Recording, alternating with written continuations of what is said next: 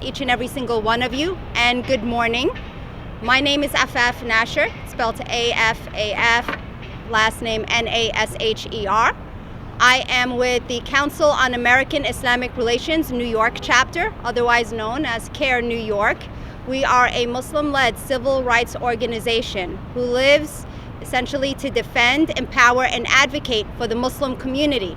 And amongst the things we defend and empower and advocate for are changes and opposition to racism, Islamophobia, and of course, all kinds of discrimination that manifests itself in all different types of settings, whether it's the school, whether it's the streets, or whether it's in the workplace, or whether it's in agencies and institutions, including places like the airport or transportation. My brothers and my sisters, I want to start by thanking each and every single one of you for making it here. This is an important topic. It is really important that we address both the discrimination that is perpetuated by individuals, but also by systems against Muslim Americans, and understand how it manifests itself and what resources and changes we need to make in order to address those issues. CAIR New York set out on a goal, and that goal was to understand the prevalence of hate crimes, to bring data behind it as evidence, because we all know that it happens every single day, but we needed all of you to know that it happens every single day, and to understand whether or not the Muslim community reports those hate crimes and bias incidents as they should. Now, the results of the survey will be discussed at length by those of my colleagues who will talk about certain statistics. But what we need to understand and begin with is that stats are numbers, but what we're talking about are real human lives.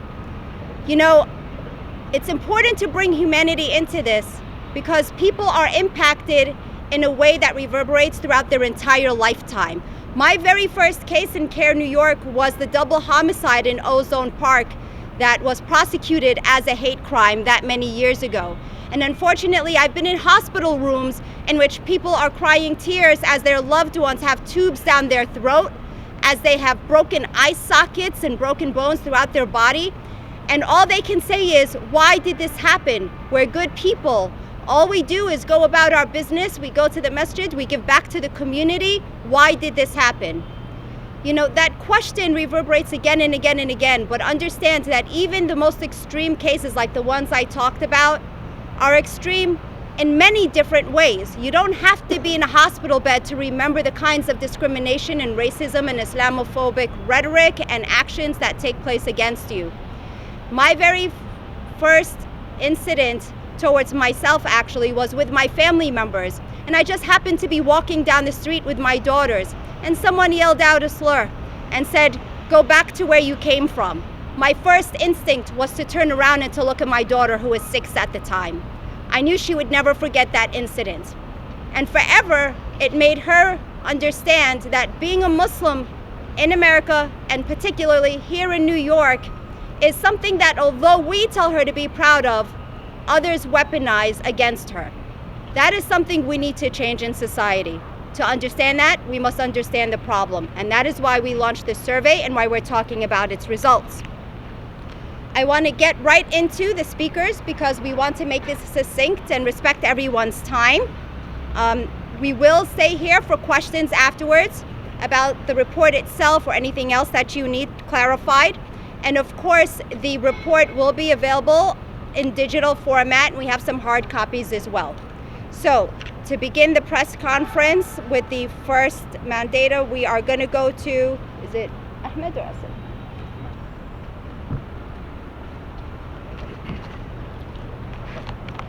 Assalamu alaikum, everyone. My name is Ahmed Muhammad. I'm the legal director at CAIR New York. Hate is on the rise in our city, and we have an obligation as Muslims, as community members, as New Yorkers, to root out this hate from every corner of our city. And unfortunately, the data in this report shows that Muslims, especially for the past 2+ decades, have been targeted systemically and on an individual level. The data is startling. 64% of Muslims say they have experienced either a bias incident, a hate crime, or both. And for women in our community, that number rises to 75%. 75% of Muslim women have experienced a bias incident, a hate crime, or sadly, in some occasions, both. Now, when we started this survey, we wanted to make sure that we captured the prevalence. So when we started this survey, we wanted to make sure that we captured the prevalence of hate and bias incidents that Muslims were facing, where these hate incidents and bias incidents were happening throughout our city, titled Feeling the Hate, Bias and Hate Crimes Experienced by Muslim New Yorkers. We wanted to make sure that we captured the prevalence of hate crimes and bias incidents impacting the Muslim community, where these incidents were happening throughout our city, and whether Muslims in New York were reporting to law enforcement, and if they weren't, why they were too afraid. Why are they underreporting these incidents? And then lastly, we wanted to make sure that this report was constructive.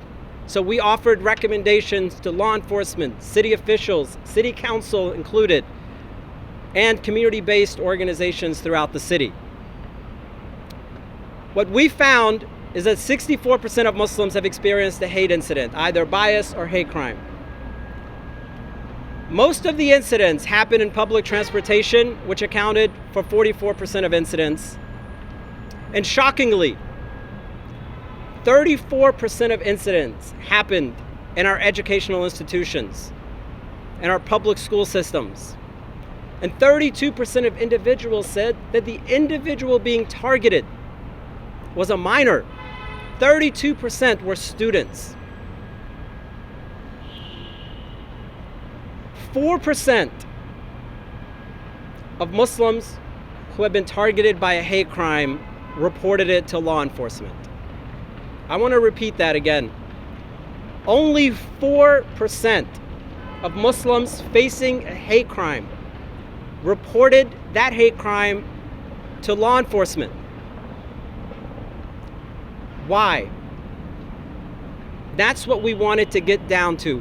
Why were Muslims underreporting so drastically? And in this report, they told us why. They said that they didn't trust law enforcement. They said that they were afraid to go to law enforcement. Large majority of Muslims said that they didn't believe law enforcement would do anything about it, that reporting was not productive. Now, the city, the NYPD, has an opportunity here to respond with positive change. Muslim New Yorkers, like every single New Yorker living in this city, is part of the fabric of this city. We love this city. But we're asking law enforcement to make some changes. And it starts with transparency and accountability. You cannot profile and surveil a community on the basis of religion for over a decade and not provide transparency, not provide accountability, an explanation of how far this surveillance went into infiltrating our communities. How can we regain our sense of trust if you will not be open and straightforward with us? That is fundamental. And we're asking law enforcement to do that. Take that first step to rebuild that trust with our community. And you have to be honest and open. Unjust surveillance practices have to come to an end. Working with the Joint Terrorism Task Force and harassing our community members at their homes, at the airports, has to stop. But I said earlier, 34% of incidents are happening in schools, which means the City Council and the Department of Education have a role to play here. We have asked the City Council to mandate that the Department of Education implement religious diversity curriculum to all school level students. It is important that students know what Islamophobia is. It is important to tackle hate at an early level. It is important that students know what Islam is, to be open to what Islam stands for. Islam is anti-racism based religion. The Prophet Muhammad, peace be upon him, on his last sermon, warned us about the hate and the bigotry that we are seeing today in all corners of our society. And it's important that school children and all of us know that. We have other recommendations and proposals for the city, for government agencies, for community-based organizations. We hope that they will take this report. We hope that they'll read it carefully and they'll implement some of our recommendations. Thank you so much.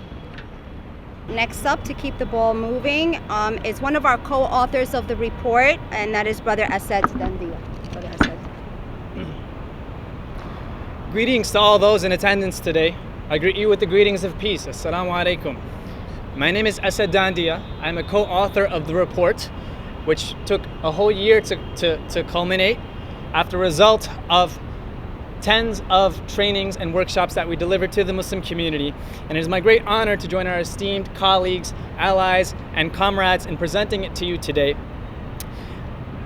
New York City has the largest and most diverse Muslim community in North America. The numbers say somewhere near 800,000, but I suspect that there are a lot more. During my time administering the survey, I met with dozens of community leaders, from imams to chaplains to professionals to people working in various industries across all social classes and racial backgrounds. And yet, across all of this rich diversity and difference, many of their experiences remained the same. Muslim women who had their hijab pulled. Muslim employees denied prayer accommodations at the workplace despite their colleagues receiving similar breaks.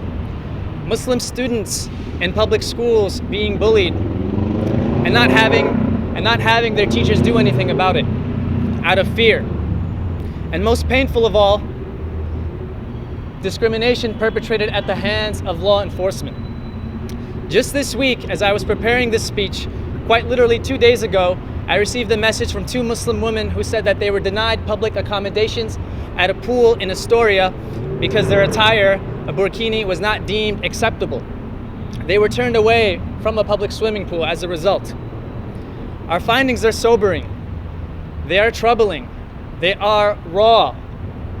But they also illustrate what many Muslim New Yorkers have been saying for the last 2 decades and more, perhaps. Namely, that anti-Muslim racism has continued to manifest itself in subtle and overt ways with the 21st anniversary of 9/11 coming this weekend. New York, we are better than this. Whether the bigotry is interpersonal or institutional, I know and I trust that New Yorkers of all stripes will persist in our pursuit for justice for all. It is our hope that legislators, local institutions, community organizations, and individuals will take note of the findings in this report and will work to implement the necessary changes needed to dismantle anti-Muslim racism completely so that Muslim and non-Muslim New Yorkers of all stripes can flourish together. And I believe we can. Assalamu alaikum. Curriculum and some of the stats that impact young kids. I'm going to keep pepper spraying some of these incidents so that you all remember we're talking about human beings. One time I was walking at a major retailer shop, going through the toy aisle of all places, and a father saw me in my hijab coming down the aisle, and he had a little child that was about 5-6 years old, and he was buying him an army helicopter. And he bent down as he saw me coming down the aisle to that little child with the most beautiful bright eyes and a huge smile on his face. And he told his son, and we want to kill all of them, right, son? All of them. This is why we need to combat hate from a young age. This is why we need to understand its impact on society, not just for those on the receiving end, but the hatred that manifests, that evil that grows inside those that perpetuate the hate itself. Next, is our esteemed public advocate, Jumani Williams, who we're very proud to have join us today. Brother Jumani.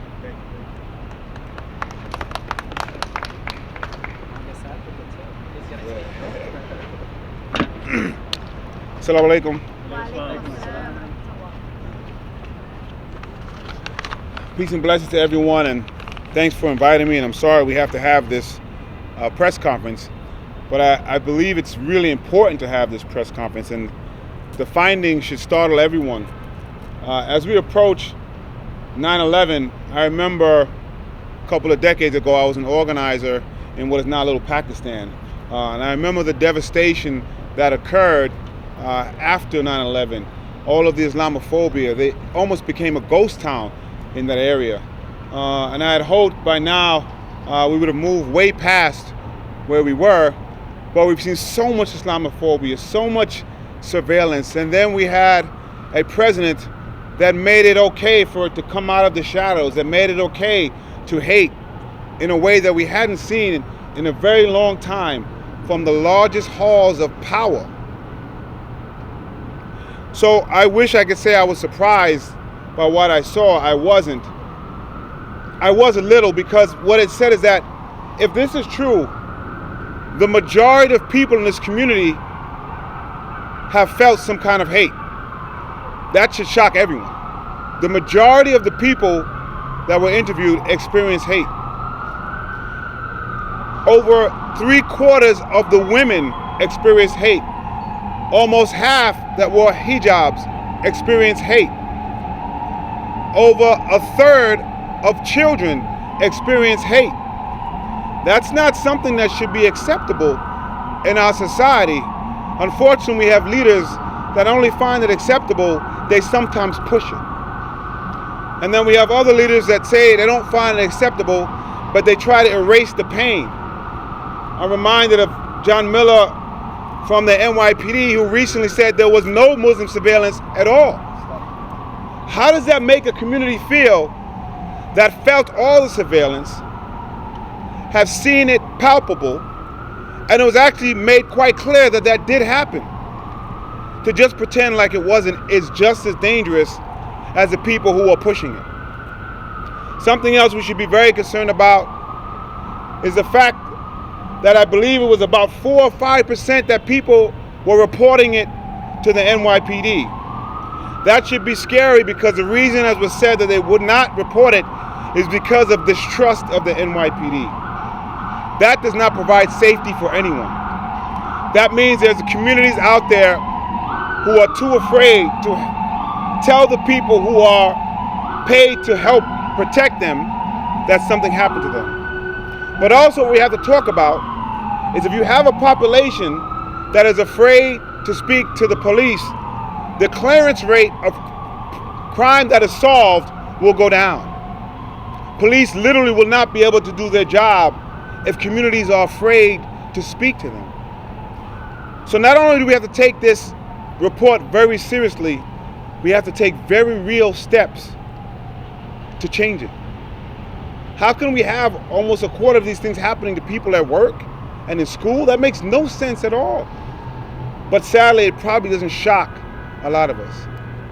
The Muslim community and Islamophobia is being severely underreported in terms of the mind of hate they face every single day. And I'm thankful of the recommendations that are put in this report. I'm hoping my office can do whatever it can to help get these recommendations go into place. And I'm hoping that people read this report, don't just gloss it over, but remember that at that percentage point, there's a story behind each one of those people. We want people to feel safe in school, feel safe in the workplace, feel safe in public transportation, and we want them to feel safe to communicate to NYPD. That way we all are safer. So I'm sad about this report, but I want to thank CAIR for taking the time to put this together.